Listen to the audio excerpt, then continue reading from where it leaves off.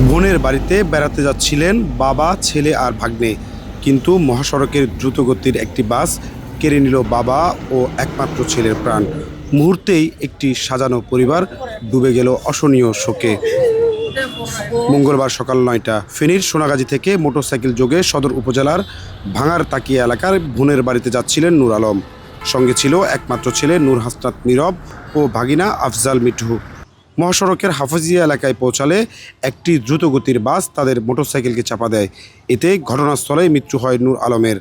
স্থানীয়রা গুরুতর আহত নীরব ও মিঠুকে উদ্ধার করে হাসপাতালে নেওয়ার পথে বারৈয়ারহাট এলাকায় মৃত্যু হয় ২০ বছর বয়সী নীরবের। আহত বাগিনা মিঠুকে আশঙ্কাজনক অবস্থায় পাঠানো হয়েছে চট্টগ্রাম মেডিকেল কলেজ হাসপাতালে। নিহত নূর আলম পেশায় ছিলেন একজন অ্যাম্বুলেন্স চালক।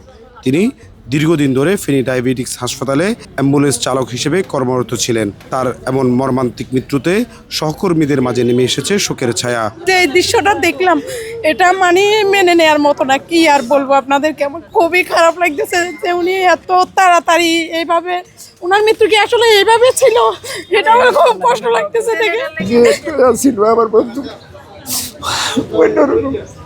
এই সপ্তাহে আমি জানি পরের সপ্তাহে এরা আসে, পরের সপ্তাহে আমরা গেলে পরের সপ্তাহে এরা আসে। আমি আজকে কদিনে মানে যাবার জন্য বেদিশা করিলেন, আজ যে পরীক্ষা চলে এই জন্য দুই দিন থাকিয়ে যেতাম। জেলা অ্যাম্বুলেন্স সেবা কল্যাণ সংস্থার সকল মালিক চালক ভাইরা এই মুহূর্তে খুব শোকাহত। আমাদের সংগঠনের পক্ষ থেকে আমাদের যেটুকু করার দরকার আমরা ওইটুকু ইনশাল্লাহ করবো। আমরা মাত্র সন্তান ও উপার্জনক্ষম ব্যক্তিকে হারিয়ে নূর আলমের পরিবার এখন দিশেহারা। মহিফাল হাইওয়ে থানার ওসি জানান, বাস ও মোটরসাইকেল জব্দ করা হলেও চালক পলাতক রয়েছে।